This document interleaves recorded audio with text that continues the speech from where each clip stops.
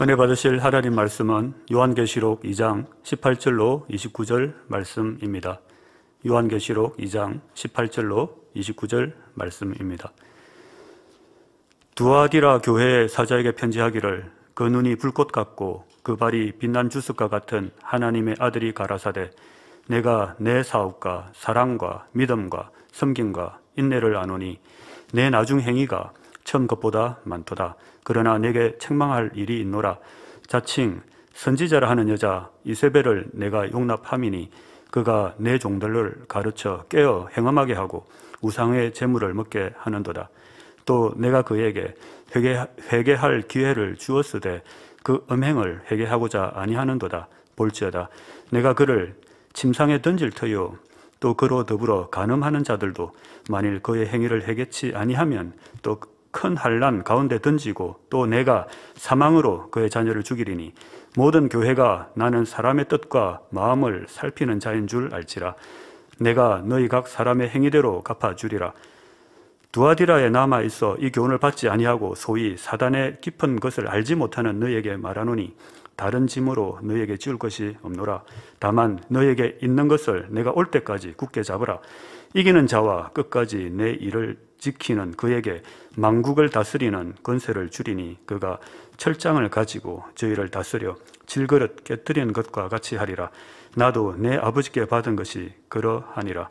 내가 또 그에게 새벽별을 주리라. 귀 있는 자는 성령이 교회들에게 하시는 말씀을 들을지어다. 아멘. 당회장님의 영상설교 요한계시록 강해 18.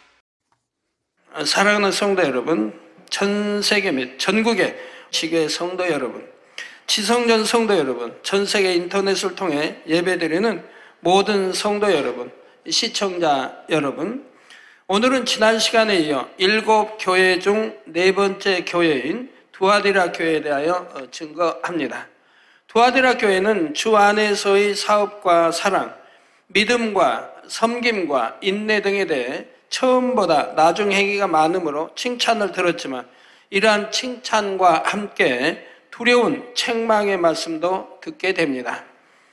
교회 안에 자칭 선지자라 하는 여자 이세벨을 용납함으로 그로 인해 교회가 죄로 물들었기 때문이지요. 이세벨은 우상을 심히 섬기는 이방 여인으로서 이스라엘의 아합 왕과 백성들을 미혹하여 우상 숭배를 하게 했고 여러 가지 악행으로 하나님을 대적했습니다. 그러면 두아디라 교회가 책망받은 내용이 구체적으로 무엇이었을까요? 20절 후반절에 보면 그가 곧 이세벨이 내 종들을 가르쳐 꿰어 행음하게 하고 우상의 재물을 먹게 하는도다 했습니다. 여기서 우상의 재물을 먹는다는 말은 문자적으로 보면 우상 앞에 제물로 바쳐졌던 음식을 먹는다는 말입니다. 그런데 사실 이 말씀은 우상의 제단에 올려졌던 음식을 먹는 것 자체보다는 그 음식을 먹을 때 따르게 되는 여러 가지 범죄들을 경계하는 말씀이지요. 즉 성도들이 이방인들의 종교의식에 동참하여 그들의 우상 숭배를 묵인하거나 동조하게 되고 더 나아가 우상 숭배자들의 음행에까지 동참하게 되는 것이 더욱 큰 문제였던 것입니다. 사도행전 15장에 보면 사도회의에서 이방인들 중에 복음을 받아들인 사람들에게 우상의 제물과 피와 목매어 죽인 것과 음행 이 4가지를 멀리하라 권했던 것을 볼 수 있는데 이때도 우상의 제물을 멀리하라는 것은 우상의 제물을 가까이 하다 보면 결국 우상 숭배나 그와 관련된 죄에 함께 빠질 수가 있기 때문이지요. 사실 디모데전서 4장 4절에 하나님의 지으신 모든 것이 선함에 감사함으로 받으면 버릴 것이 없다는 말씀처럼 우상을 경배하는 제사에 동참하는 것이 아니라면 우상 앞에 놓았던 음식을 먹었다고 해서 그 자체를 꼭 죄라고 정죄할 수는 없습니다. 설령 우상 앞에 놓았던 음식이라 할지라도 모든 식물은 하나님께서 주신 것이므로 성도가 믿음으로 먹으면 상관이 없지요. 그런데 고린도전서 8장 7절에 보면 어떤 이들은 지금까지 우상에 대한 습관이 있어 우상의 제물로 알고 먹는 거로 그들의 양심이 약하여지고 더러워지느니라 했습니다. 곧 믿음 안에서 담대하지 못한 사람이 우상의 제물을 먹으면 죄라고 생각하면서도 그것을 먹게 되면 이는 스스로 죄라고 생각하는 것을 짐짓 행함으로써 자기 양심을 더럽히게 된다는 뜻이지요. 더욱이 고린도전서 8장 10절에 지식 있는 내가 우상의 집에 앉아 먹는 것을 누구든지 보면 그 약한 자들의 양심이 담력을 얻어 어찌 우상의 제물을 먹게 되지 않겠느냐 말씀한 대로 만약 믿음 있는 사람이 우상의 집에 앉아서 함께 먹는 것을 믿음이 약한 사람이 보게 되면 믿음 있는 저 사람도 우상의 제물을 먹으니 나도 괜찮겠지 하며 자신도 편하게 먹는 경우가 생길 수가 있습니다. 그러나 진리를 잘 분별하지 못하는 믿음이 약한 사람의 경우에는 믿음으로 먹는 것이 아니므로 양심이 더럽혀질 수가 있고 자칫하면 더 나아가 우상을 섬기는 일에까지 동참하는 더 큰 죄를 범할 수도 있다는 사실입니다. 그러므로 본인은 우상의 제물로 바쳐졌던 음식을 먹을 만한 믿음이 있다 해도 만약 그로 인해 믿음이 약한 형제를 실족시킬 수 있다면 자신도 그 음식을 먹지 않는 것이 합당하지요. 그런데 본문에서 말씀하는 행음이나 우상의 제물을 먹는 행위가 실제로 육적인 행함만을 의미하는 것이 아닙니다. 영적인 의미의 행음과 우상의 제물을 나타내는 것이지요. 하나님의 자녀들이 하나님보다 다른 것을 더 사랑하거나 하나님께서 가장 싫어하시는 우상을 섬기는 것이 바로 영적인 의미의 행음입니다. 또한 성도들을 꿰어 세상 쾌락에 빠지게 하고 비진리를 쫓게 하는 사람들과 더불어 먹고 마시며 그들의 행위에 동참하는 것이 바로 우상의 제물을 먹는 것이고요. 두아디라 교회는 이 세배를 용납함으로 바로 이러한 영적 음행과 우상 숭배를 교회 안에 받아들이고 말았기에 주님으로부터 책망을 받고 있는 것입니다. 특히 두아디라에서는 앞 시간에도 설명한 것처럼 지금마다 노동조합이 발달해 있고 그러한 노동조합으로 인해 늘 우상 숭배의 유혹을 받는 상황이었습니다. 동업자들 모두가 사업의 번영과 발전을 위해 우상 앞에 절을 하는데 거기에 동참하지 않게 되면 그들로부터 미움을 받거나 핍박을 받을 수도 있지요. 심한 경우는 조합에서 쫓겨나 생계 이업을 받는 일도 생길 수 있고요. 그런데 어떤 사람이 이런 상황에서 고민하는 것을 보고 만약 믿음의 형제라고 하는 사람이 와서 이렇게 미혹을 한다고 합시다. 우상을 마음으로 믿는 것도 아니고 그냥 고개만 한번 숙여주면 모두가 편할 텐데 굳이 그렇게 혼자만 유별나게 굴지 말게나 하나님은 사랑이시니 생계 이업이 되는 상황에서 한번 절하는 것 정도는 이해해 주시지 않겠는가 한다거나 그렇게 고집을 피워서 화평을 깨면 주변 사람들에게 이상하게 보여서 오히려 하나님의 영광을 가리고 복음을 전도할 길도 막힌다네. 여러분 초신자 때는 이런 유혹을 참 많이 받습니다. 그래서 그런가 하고 타협하게 되는 일들이 많이 있죠. 또 타협하고 싶은 마음이 있으면 그것이 정도가 아닌 걸 알면서도 그런 말을 사용해서 타협에 가는 것을 보고 다른 사람을 미혹하는 경우들이 있는 것을 보게 됩니다. 주변 사람들을 전도하기 위해서라도 이번 한 번쯤은 숙여주는 지혜도 있어야 하지 않겠나 이렇게 접근해 오는 것입니다. 이처럼 하나님의 이름을 망령되이 일컬으면서 하나님의 뜻을 어기도록 미혹할 때 진리를 분별하지 못하는 사람은 자칫하면 넘어가 버릴 수도 있지요. 오늘날도 이런 일들이 종종 일어납니다. 예를 들어 직장이나 가정에서 우상을 섬기는 자리에 동참하게 되는 경우 나는 하나님을 믿는 사람이기 때문에 제사상에 절할 수 없습니다 말하게 되죠. 그러면 어떤 사람들은 핍박을 하는 경우가 있고 어떤 사람들은 달콤한 말로 미혹하는 경우도 있습니다. 이것은 우상을 경배하는 것이 아니라 서로 화합과 친목을 도모하는 방법일 뿐이다 한다거나 조상에게 제사를 지내는 것은 우상 숭배가 아니라 우리 민족 고유의 미풍양속이다 말하는 것입니다. 그런데 오늘날은 심지어 주의 종이 양떼들에게 이렇게 잘못된 것을 가르치는 곳도 있지요. 그러나 하나님께서는 무엇이라 하십니까? 가장 대표적인 계명인 십계명에도 어떤 피조물의 형상도 우상으로 만들어서는 안 되며 우상 앞에 절하지 말고 섬기지 말라 하셨고, 고린도전서 10장 20절에서 21절에 보면 대저 이방인의 제사하는 것은 귀신에게 하는 것이요, 그들이 귀신이 없다고 하면 거기다 제사할 이유가 아무것도 없지 않습니까? 그들이 제사하는 것은 지금 귀신에게 하고 있다 이 말입니다. 하나님께 제사하는 것이 아니니 나는 너희가 귀신과 교제하는 자 되기를 원치 아니하노라. 그 앞에 우상 앞에 절했다면 지금 귀신과 교제하고 있는 것이라 이 말입니다. 너희가 주의 잔과 귀신의 잔을 겸하여 마시지 못하고 주의 상과 귀신의 상에 겸하여 참회치 못하리라 분명히 말씀하셨죠. 자, 이런 하나님의 뜻을 알게 다니엘의 세 친구는 풀무불 가운데 던져지는 이업 앞에서도 결코 타협하지 않았습니다.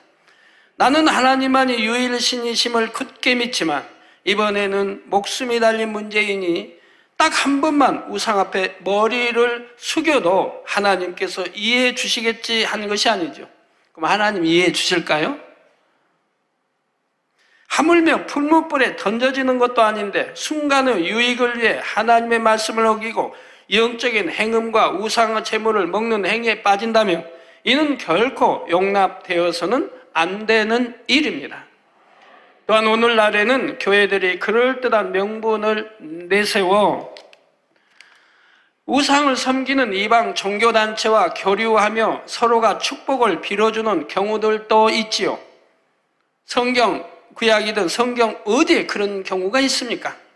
하나님은 절대로 용납하지 않는다고 말씀했죠. 그러면서 그렇게 하는 것이 마치 편협하지 않는 너그러운 마음이고 인류 전체의 이익 혹은 국가적인 유익을 구하는 선한 마음인 것처럼 말하는 것입니다. 그러나 하나님께서는 하나님의 교회가 우상을 숭배하는 종교단체와 손잡는 것을 결코 기뻐하지 않으시며 그런 말씀은 성경 어디에도 없다는 사실입니다. 그렇게 하지 말라고는 누누이 기록되어 있죠. 이방신의 기념일에 축하 메시지를 보내거나 성전 안에 우상 숭배자들을 끌어들이는 것은 거룩하신 하나님을 못 오가는 일이지요. 그런데 오늘날 하나님을 믿고 예수님을 구세주로 섬긴다고 하는 사람들이 이러한 일에 앞장서는 안타까운 일들이 있습니다. 바로 주님께서 투아디라 교회에 주신 말씀 안에는 이러한 사람들을 향한 메시지가 담겨 있는데 여기에 대해서는 다음 시간에 좀 더 자세히 설명을 드리도록 하겠습니다. 성도 여러분, 그런데 이렇게 성도들을 미혹한 이세벨은 자칭 선지자라 하는 여인이라 했습니다. 만약 누군가 성도들에게 말하기를 나와 함께 하나님을 대적하자, 죄를 짓자 이렇게 직접적으로 말한다면 믿음이 조금이라도 있는 사람은 당연히 그런 사람을 경계하며 멀리하겠지요. 그런데 겉으로는 하나님의 말씀을 가지고 그럴듯하게 행세하면서 나도 하나님과 교통하는 선지자라, 하나님의 종이라 하며 접근할 때는 정확히 진리로 분별하지 못하여 종종 미혹되는 사람들이 있습니다. 그러나 정말 하나님의 선지자라면 그에게는 반드시 하나님께서 함께 하시는 증거가 따라야 합니다.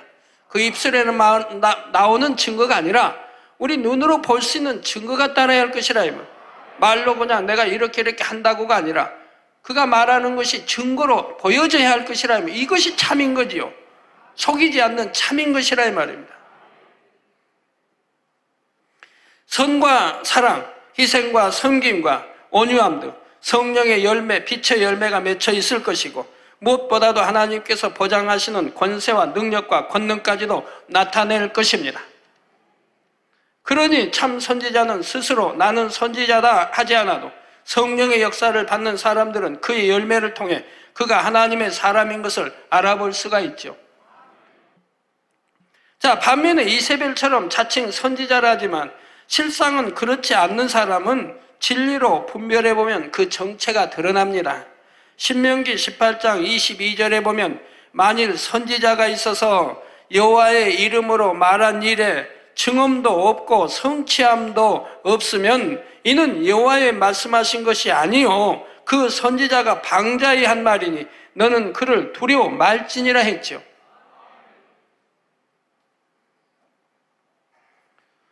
뿐만 아니라 자칭 선지자라는 거짓 선지자는 악한 말로 남을 비방하고 판단 정죄하며 거짓말을 지어내어 자기 유익을 구하며 성도들을 이간질하는 등 갖가지 괴계와 술수로 교회를 어지럽게 하고 성도들을 힘들게 만드는 것입니다. 성도들을 가르칠 때에도 하나님을 사랑하도록 인도하는 것이 아니라 세상의 것, 육적인 것들을 심어주며 자신을 육으로 따르도록 만들어갑니다. 그러니 이러한 사람과 함께 하게 되면 자신도 모르는 사이에 비진리에 함께 물들고 말지요.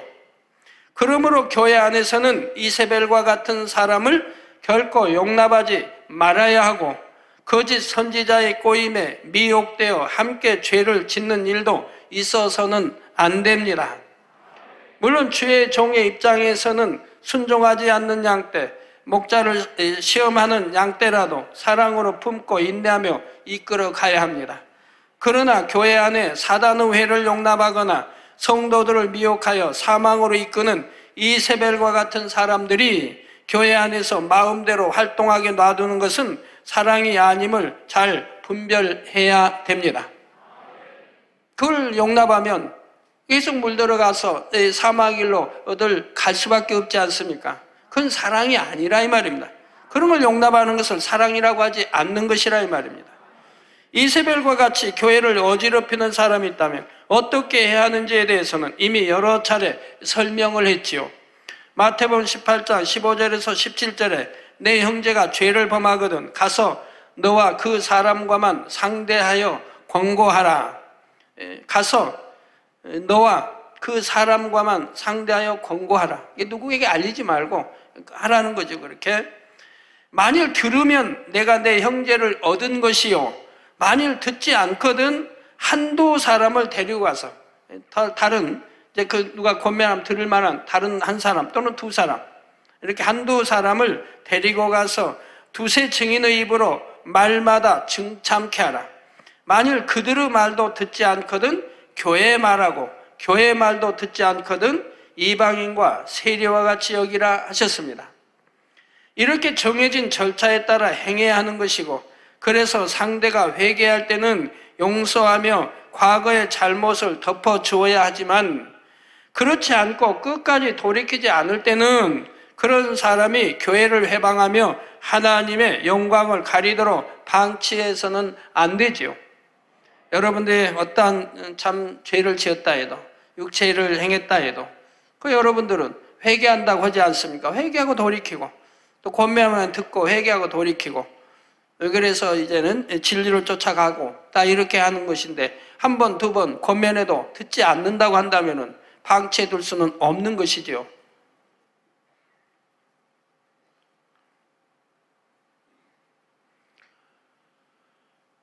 그러나 이때도 반드시 상한 갈대를 꺾지 않으시고 꺼져가는 심지를 끄지 않으셨던 주님의 마음으로 행해야 할 것입니다. 이어지는 본문 21절에 또 내가 그에게 회개할 기회를 주었으되 그 음행을 회개하고자 아니하는도다 했습니다. 사람이 하나님 앞에 죄를 짓고 잘못을 했을 때 즉시로 징계가 임하는 것은 아닙니다. 하나님께서는 분명히 회개할 기회를 주시지요. 단에서 나오는 말씀을 통해서든 성령의 역사를 통해서든 자신의 죄를 깨달아 회개하고 돌이킬 수 있도록 기회를 주시는 것입니다. 그러나 이처럼 깨우칠 기회를 주시는데도 불구하고 여전히 마음을 강팍해 하여 돌이키지 않으면 이제 사단의 송사에 의해 징계가 임하게 됩니다. 이때도 처음부터 혹독한 징계가 임하는 것은 아니지요. 가벼운 징계부터 시작되는데 이렇게 징계를 받고도 돌이키지 않으면 점점 더 강한 징계가 오게 됩니다. 바로 출애굽 당시 애굽에 내린 10재앙도 그러했죠. 처음은 가볍게 시작해서 듣지 않으니 더 세게 강도를 높이시죠. 그 다음에 더 세게 해 나가는 걸 봅니다. 결국은 장자의 재앙까지 임하게 되는 것을 보게 되지요. 처음에는 애굽 전역의 하수가 피로 변하여 물을 마실 수 없게 되었고 온 천지와 집안과 심지어 음식 그릇 안에까지 개구리가 들끓는 재앙이 임하기도 했습니다. 그런데 이런 재앙들도 물론 너무나 괴롭고 고통스러운 것이었지만 그래도 그 피해가 치명적이라거나 복구하기가 불가능할 정도는 아니었지요. 그러니 이 정도에서 바로왕이 돌이켰다면 좋았을 텐데 그는 재앙이 창궐하면 잠시 돌이키는 듯 하다가 재앙이 거두어지면 다시 하나님의 뜻을 거역함으로 점차 더 큰 재앙을 당하게 됩니다. 독종이나 악질 등 질병의 재앙을 맞기도 하고 우박의 재앙과 메뚜기의 재앙을 당함으로 재산에도 치명적인 손실을 입게 되지요. 여러분도 중한 사형 선고를 받을 만한 또 중한 병들이 들었다면 그렇게 들기 전에 여러 차례 하나님의 경고를 받았을 것입니다. 그런데도 무시해버렸던 것이지요. 이런 재앙들을 만나고도 돌이키지 않으니 마침내는 바로왕의 장자로부터 신하와 백성과 종들, 심지어 생축에 이르기까지 모든 장자가 죽임을 당합니다. 그리고도 회개하지 않으니 결국 홍해바다 속으로 수장되고 말았지요. 사랑하는 성도 여러분, 잠언 3장 11절에 보면 내 아들아 여호와의 징계를 경히 여기지 말라. 그 꾸지람을 싫어하지 말라. 하나님의 자녀들이 하나님의 뜻에서 벗어나게 행하면 무엇보다 먼저 성령께서 탄식하심으로 마음에서 평안이 사라지고 공고해집니다. 여러분, 공고한 마음이 들면 이내 회개해야 됩니다. 회개해야 돼요. 내가 진리를 어기기 때문에 성령이 탄식해 지금 공고해지는 거예요. 그럼 곧바로 회개하려고 해야 되는데 회개하지 않으면 점점 더 깊이 빠져들게 되고 더 이제 공고함이 더 심해지게 되고 그래도 계속해서 그렇게 나가면은 결국은 마음에 화인 맞아가는 거죠. 또한 하나님께서는 이런저런 일들을 통해 깨우칠 수 있는 신호를 보내주시지요. 그래도 깨우치지 못할 때는 어쩔 수 없이 징계를 허락하시는 것입니다. 질병이나 사고로 몸이 상하기도 하고 가족의 문제나 직장의 문제가 생길 수도 있으며 재산의 손실을 입기도 하죠. 가족의 또 자녀에게, 사랑하는 자녀에게 자녀가 갑자기 열이 나고 아프다, 암이 어떤 사고를 당했다, 이런저런 지킴받지 못하는 일들이 생겨난다 이 말입니다. 어디에 떨어져서 다리가 부러졌다든가. 그러면 즉시 회개하고 돌이켜야 되는데 그러지 않을 때 이것이 한 가지가 두 가지, 세 가지로 점점 더 번져나 더 심해지는 걸 보게 됩니다. 여러 가지 문제가 이제 생겨나게 된다 이 말입니다. 그래서 질병이든 사고든 몸이 상하기도 하고 가족의 문제 또는 직장의 문제가 생길 수 있고 또는 재산의 손실을 입기도 한다 이 말입니다. 그런데 이런 징계도 결국은 하나님의 사랑이라는 사실을 여러분도 잘 아실 것입니다. 징계가 없으면 사생자라고 하신 말씀처럼 여러분이 하나님의 사랑하는 자녀이기에 바른 길로 가서 축복 속에 거하게 하시려고 진리에서 벗어났을 때는 징계도 허락하시는 것이지요. 잘못을 했는데도 징계가 없다면 이는 하나님과 상관이 없는 사람이라는 뜻이니 오히려 이것이 더욱 두렵고 떨리는 일입니다. 따라서 자신의 잘못으로 징계를 받는 경우 두려움으로 낙심하거나 포기하는 것이 아니라 마음 중심에서 감사함으로 받고 신속히 돌이키는 지혜로운 성도님들이 되셔야 할 것입니다. 그럴 때 긍휼과 자비의 하나님께서는 모든 것을 용서하시고 환난과 재앙에서 건져주시며 다시 평안과 지킴 가운데 거하게 하시지요. 그러나 끝까지 돌이키지 않는 경우에는 결국 이 땅에서도 자신이 행한 대로 거두게 되며 마지막 날에는 영원한 사망의 심판을 받게 됩니다. 이어지는 본문 22절에 볼지어다 내가 그를 침상에 던질 터이요 또 그로 더불어 간음하는 자들도 만일 그의 행위를 회개치 아니하면 큰 환난 가운데 던지고 했습니다. 여기서 침상에 던진다는 것은 회개의 기회를 얻고도 돌이키지 않은 악한 자에 대하여 주님께서 심히 진노하심으로 그를 큰 시험 환난 가운데 던지신다는 뜻입니다. 일반적으로 침상이란 사람들로 하여금 편안함과 포근함을 느끼며 그 안에 들어가 쉬고 싶은 마음이 들게 하지요. 그러나 본문에 말씀하는 침상은 영적으로 결코 평안하고 안락한 휴식의 장소가 아니라 이세벨이 가증한 일들을 행하는 장소요, 하나님으로부터 외면받고 버림받는 것을 의미합니다. 때로는 죄를 범하는 사람에게 지금 당장 재앙이 임하지 않으므로 죄를 짓고도 여전히 복을 누리고 있는 것처럼 보일 수도 있습니다. 그래서 어떤 사람들은 하나님이 정말 살아계신다면 저렇게 악을 행하는 사람을 왜 그냥 두시는가 불평하는 경우도 있지요. 그러나 시편 37편 1절에서 2절에 보면 행악자를 인하여 불평하여 하지 말며, 우리 욥기에 보면 잘 나오죠. 욥이 행악자 악한 자들을 하나님 그들에겐 축복 주시고 자기같이 의인에게는 이렇게 화를 주시고 하는 불평이 자꾸 쏟아져 나오는 걸 볼 수가 있죠. 행악자를 인하여 불평하여 하지 말며 불의를 행하는 자를 투기하지 말지어다. 저희는 풀과 같이 속히 배임을 볼 것이며 푸른 채소같이 쇠잔할 것이미로다 했고, 10절에는 잠시 후에 악인이 없어지리니 내가 그곳을 자세히 살필지라도 없으리로다 말씀합니다. 이 말씀처럼 잠시 동안은 악인이 아무리 영통하게 보이고 침상에 누운 것처럼 평안하게 보인다 해도 정해진 공의의 선을 넘게 되면 순식간에 심판이 임하게 됩니다.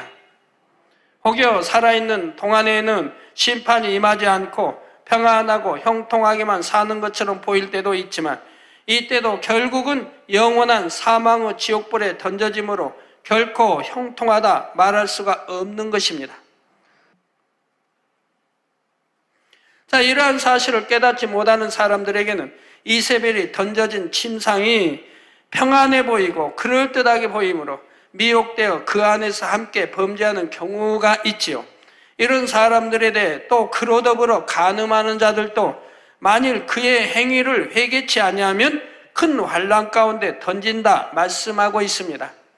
그러면 여기서 큰 환난이란 무엇일까요? 그것은 구원받지 못하여 지옥에 떨어지게 되는 최후의 징계를 의미하기도 하고, 또는 살아서 주님의 재림을 맞는 사람에게는 들림받지 못하고 7년 대환란에 떨어지는 것을 의미하기도 합니다. 자, 그런데 한 사람의 범죄로 인한 결과가 단순히 개인적인 재앙의 차원에만 머물지 않고 더 크게 나타나는 경우들이 있지요. 첫 번째로 나라의 머리가 범죄함으로 온 나라에 시험환란이 임하는 경우가 있고, 두 번째로 교회의 머리인 주의종이 바로 서지 못함으로 교회 전체가 당하는 시험환란이 있습니다. 세 번째로는 한 가정이나 개인이 잘못할 때 가족 전체나 개인에게 임하는 시험환란이 있지요. 이세벨의 경우는 이 세 가지 모두에 해당되었는데, 나라의 국모로 세워진 이세벨이 남편인 왕과 신하들과 백성들까지 범죄하게 만들었고, 또한 이방신을 섬기는 사람들을 나라의 종교 지도자 자리에 세웠습니다. 그러니 온 나라에 3년 반이나 비가 오지 않는 큰 재앙이 임했던 것이고, 이세벨 개인도 결국은 비극적이고 참혹한 종말을 맞고 말았지요. 3년 반 비가 오지 않았다고 한다면 얼마나 많은 사람들이 굶어 죽었겠습니까? 또 얼마나 가축, 짐승들이 많이 죽었겠고요. 우리나라 역사를 보아도 국가적으로 큰 환란이 있었을 때는 같은 원리가 적용되었던 것을 볼 수가 있습니다. 예를 들면 정치인들 사이에 당파 싸움이 극에 달했고 이로 인해 백성들 사이에도 갈등이 팽배해지며 민심이 흉흉해지는 등 혼란과 악으로 가득했고 곳곳에 도적 무리들이 번성하게 되고요. 이런 것을 볼 때 나라의 전쟁이나 커다란 재앙들도 우연히 일어나는 것이 아니라 공의의 법칙에 의해 이루어진다는 것을 알 수가 있습니다. 소돔 고모라에 불의 심판이 있었던 것 같이 저기 참 폼페이 화산 폭발을 의해서 한 도시가 화산체에 묻혀버린 것과 같이, 그래서 거기 가보신 분들은 알지만 얼마나 2000년 전인데도 음란했던가 하는 것을 볼 수가 있습니다. 흔적을 볼 수가 있다 이 말입니다. 그러므로 세상에서나 교회에서나 사람이 맡은 직분이 높아지고 머리가 될수록 그에 따르는 책임도 커진다는 사실을 알아야 합니다. 머리된 사람이 깨어있고 기도할 때 그 조직이 잘 되는 것이며 설령 시험이 왔다 해도 신속히 물러가게 되지요. 이어지는 23절에 또 내가 사망으로 그의 자녀를 죽이리니 모든 교회가 나는 사람의 뜻과 마음을 살피는 자인 줄을 알지라. 내가 너희 각 사람의 행위대로 갚아주리라 말씀합니다. 하나님께서는 불꽃 같은 눈동자로 모든 사람의 마음 깊숙한 곳까지 감찰하심으로 누구도 결코 속일 수가 없습니다. 이세벨과 같은 사람이나 그 행위에 동참하는 사람에게는 반드시 공의 가운데 심판이 임하게 되지요. 그 자녀를 죽이리라는 경계의 말씀도 공의 가운데 임하게 될 징계나 재앙을 말씀합니다. 그렇다여 이것이 꼭 자녀에게 어떤 징계나 재앙이 임한다는 의미만은 아니지요. 자신이 범한 죄의 열매로 남편이나 아내 등 사랑하는 가족에게 재앙이 임할 수도 있고 혹은 생활고나 질병 등의 고통으로 임할 수도 있습니다. 이러한 심판을 통해 하나님의 공의가 나타나게 되고 하나님께서는 사람의 행함은 물론이고 마음과 뜻과 생각까지도 살피시는 분임을 모든 사람이 분명히 알 수 있게 되는 것입니다. 그런데 꼭 이처럼 재앙을 당하고 나서야 감찰하시는 하나님을 깨닫게 돼서는 안 됩니다. 여러분에게 혹여 하나님 앞에 합하지 못한 비진리의 마음이나 행동이 있을 때 하나님께서는 그 사랑하시는 자녀를 위해 여러 가지로 역사하셔서 스스로 깨달을 수 있도록 도와주시지요. 단에서 증거되는 말씀을 통해 정확히 지적해 주실 때도 있고 성경을 읽거나 설교 테이프를 듣다가 자신을 발견하고 깨우치게 하시는 경우도 있습니다. 때로는 전혀 생각지도 않은 사람의 입술을 통해 자신의 모습을 깨닫게 해 주실 때도 있고요. 여러분이 들을 영적 귀를 가지고만 있다면 하나님께서는 여러분의 마음과 생각까지도 감찰하시며 사랑하는 자녀들을 세밀히 간섭해 주시는 분임을 언제나 느낄 수가 있다는 사실입니다. 잠언 15장 3절에 여호와의 눈은 어디서든지 악인과 선인을 감찰하시느니라 했고 시편 139편 3절에 나의 길과 눕는 것을 감찰하시며 나의 모든 행위를 익히 아시오니 하신 말씀대로이죠. 요나가 아무리 다스로 도망을 간다 해도 아무리 뱃속의 밑창으로 선창 밑으로 들어가서 잠을 잔다 해도 하나님은 보고 계시다 이 말입니다. 바다에 뱃속 깊이 들어가서 숨어 있어도 잠을 자도 하나님은 보고 계시고 그래서 여호와의 눈은 어디서든지 악인과 선인을 감찰하신다 이 말. 여러분 마음속까지도 꿰뚫어 보시고 생각까지도 꿰뚫어 보시고 행하는 하나하나를 감찰하고 계시는데 사람 눈만 피하려고 해서 됩니까? 사람 눈은 피해서 뭐합니까? 하나님의 눈을 피할 수 없는 것을요. 심판은 하나님이 하시지 사람이 하는 것입니까? 죽고 사는 권세가 하나님 앞에 있는데 하나님은 지금 감찰해 보고 계시는데 사람 눈만 피해서 범죄한다고 하면 그건 믿음입니까? 믿음이 있다면 그리 못하지요.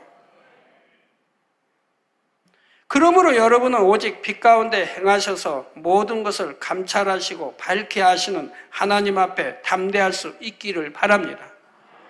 24절부터는 다음 시간에 계속해서 살펴보겠습니다.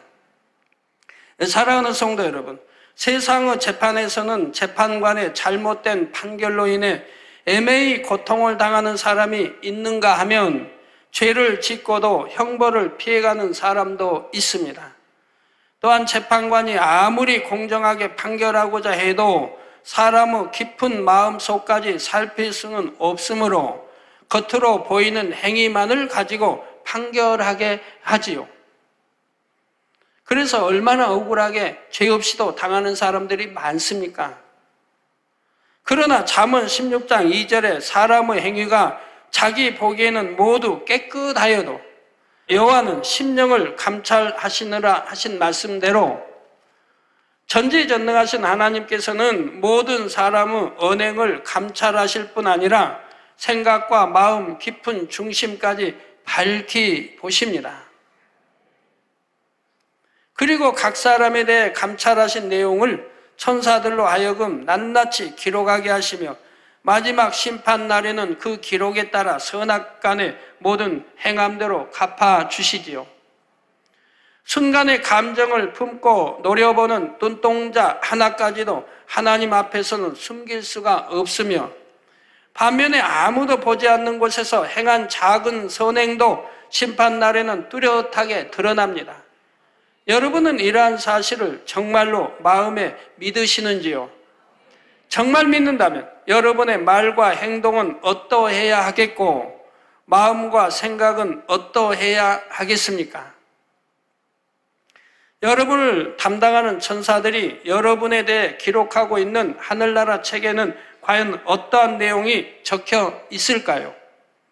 베드로전서 3장 10절에서 12절에 보면 생명을 사랑하고 좋은 날 보기를 원하는 자는 혀를 금하여 악한 말을 그치며 생명을 사랑하고 좋은 날 보기를 원하는 자. 여러분 생명 사랑하지요? 영원한 생명, 영원한 생명 사랑할 것이고 좋은 날 보기 원하는 영광의 때 좋은 날 보기를 원하는 자는 혀를 금하여 악한 말을 그치며 아까 어느 분이 기도받으러 오셨는데 그런 말씀 합니다. 타교에 다니는 분이고 오랫동안 신앙한 분인데 이제 암에다가 전이 돼가지고 그런데 이제 이거를 당회장님 제가 옛날 99년대 알지 못하고 이단으로 이렇게 참 알았습니다. 뭐 알기만 했겠습니까? 이단이라고 입에서 많이 했겠죠 여기저기. 그런데 본인은 신앙생활을 잘한 줄 알았다는 거예요. 근데 이제 이런 병이 걸려서 이제 소문을 듣고 제가 이렇게 능력이 있다는 소문을 듣고 와서 기도받으러 왔습니다. 신앙생활 잘한다는 것이 무엇입니까? 하나님 말씀대로 행하는 거 아닙니까? 판단 정죄는 오직 하나님만 하신다고 했는데 스스로 재판장이 되어서 판단 정죄하고도 내가 신앙생활 잘하고 있다고 생각하니 이게 되겠느냐 이 말이에요. 이게 어찌 정당한 것이고 선한 것이고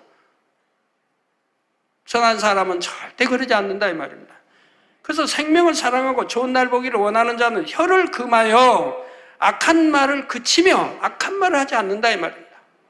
내가 또 보지 않고 직접 알지 못하는 일을 나우 말 듣고 전하지도 않는 것이고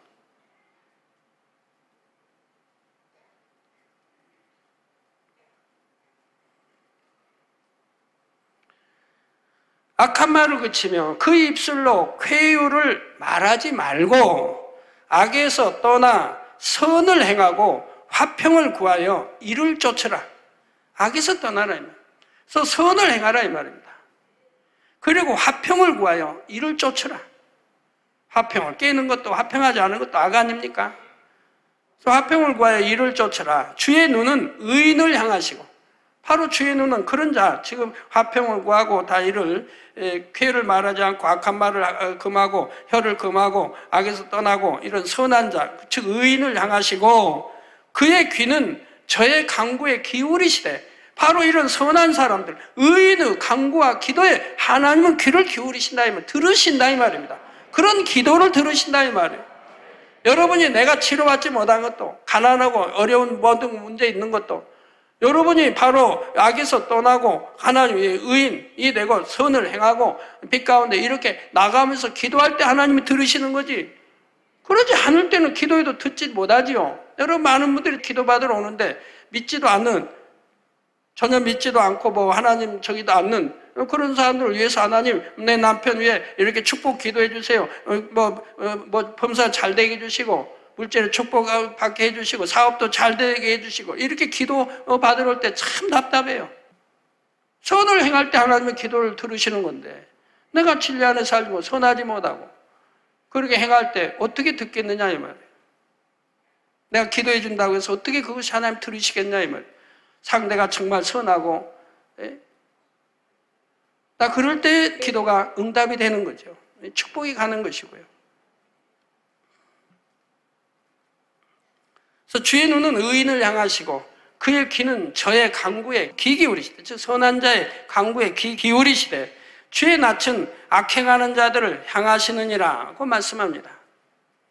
그러므로 여러분은 사소한 말 한마디, 행동 하나라도 날마다 선하신 아버지 하나님을 닮아가는 빛의 자녀들이 다 되시기를 바랍니다. 여러분, 하나님을 믿습니까? 우리 예수가 구세주이심을 믿습니까? 천국과 지옥이 있음을 믿습니까? 심판이 있음을 믿습니까? 그런다면 당연히 빛 가운데 살아야 하는 거죠. 하나님 말씀 안에 살아야 하는 거죠. 선하게 살아요. 악은 모양이라도 버리라고 성경 한 대로 버려야 할 것이고, 온유와 모두와 화평함을 쫓고 영사와 영으로 들어가 잃어버린 하나님 아버지 형상을 빨리빨리 찾아 들어가는 것, 이것이 곧 인간 경작이라 이 말이에요. 하나님이 인간을 창조하신 목적이라 이 말입니다. 이 시간부터는 장차 주님께서 다시 오실 때까지 천사들이 여러분에 대해 기록하는 책에 오직 선한 말과 행실과 생각과 마음만이 가득 넘치도록 기록될 수 있기를 바랍니다. 그래서 각 사람의 행위대로 갚아주시는 하나님께서 이 땅에서도 장차 하늘나라에서도 여러분에게 축복과 상급과 영광으로 갚아주시기를 주님의 이름으로 축원합니다.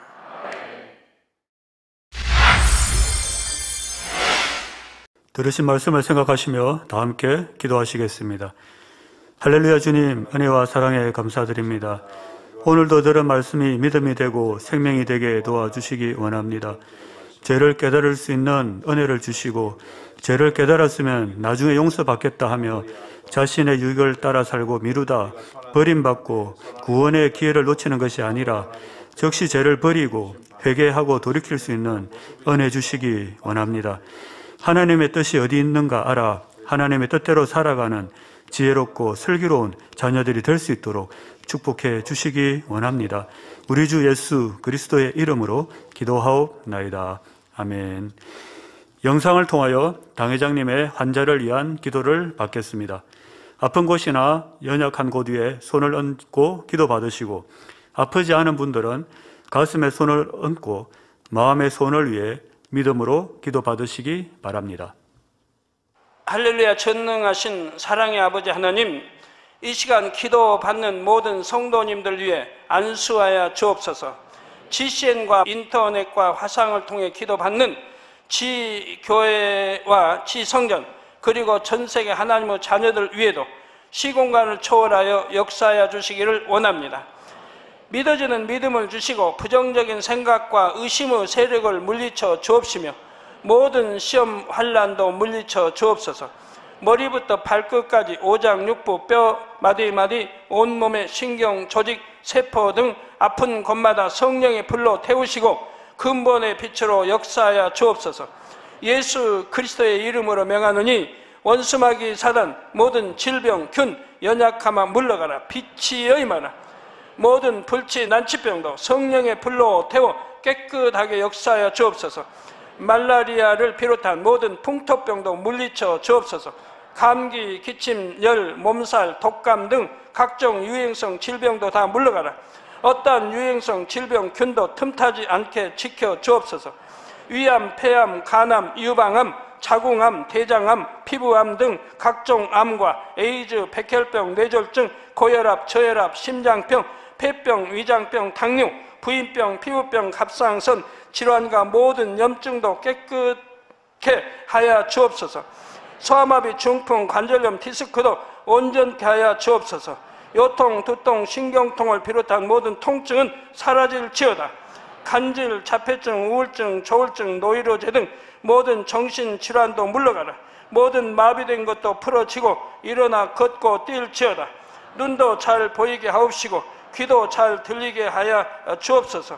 소경은 눈을 뜨고 기머거리는 들으며 벙어리는 말할지어다. 각종 사고, 후유증도 깨끗게 하시고 부러진 뼈도 붙여 주옵소서. 화상 입은 것도 온전케 하옵소서. 화기야 물러가라. 열도 물러가라. 아버지 흉터도 나지 않게 역사해 주시기를 원합니다. 마약을 비롯하여 각종 약물과 독극물 중독도 깨끗함을 입을지어다. 죽은 신경과 세포가 살아나며 죽은 자도 살아나게 하여 주옵소서. 잉태의 축복도 주시기를 원합니다. 잉태 축복을 받으라. 예수 그리스도의 이름으로 명하노니 원수마귀 사단아 하늘 공중 곳에 잡은 악의 영들아 물러가라. 그의 사자들도 물러갈지니라. 이 땅의 악한 영, 더러운 영, 거짓되고 간사한 영, 이간질하고 미혹하는 모든 어둠들은 물러가라. 모든 흉악의 결박을 풀고 어둠아 물러가라. 빛이 여임하라. 아버지 하나님, 부르짖어 기도할 수 있는 능력을 주시고 죄를 버리고 성결될 수 있는 능력을 주옵소서. 영혼이 잘됨같이 범사에 잘되게 하시고 가정의 복음화도 이루어 주시길 원합니다. 한 주간도 모든 사고와 재앙으로부터 지켜주시고 불통이 없는 형통한 삶을 살 수 있도록 축복해 주옵소서. 성령의 불담으로 천군 천사와 주님의 불꽃 같은 눈동자로 모든 하나님의 자녀들과 가정, 일터, 사업들을 지켜주시기를 원합니다. 학생들에게 지와 명철을 더하시고 공부도 할 수 있는 뜨거운 마음과 열정도 더하여 주옵소서. 마음과 생각을 세상에 빼앗기지 않도록 지키시고 하나님을 뜨겁게 사랑하는 학생들로 축복하여 주옵소서. 하나님의 자녀들이 먹으나 마시나 입으나 무엇을 하든지 하나님 앞에 영광 돌리는 삶이 되게 축복하여 주시기를 원합니다. 나는 하나님을 만났노라, 체험했노라, 응답 받았노라, 축복 받았노라, 간증하는 입술이 되게 역사하여 주옵소서. 아버지 하나님 감사합니다. 홀로 영광 받으옵소서. 우리 주 예수 그리스도의 이름으로 기도하옵나이다. 아멘.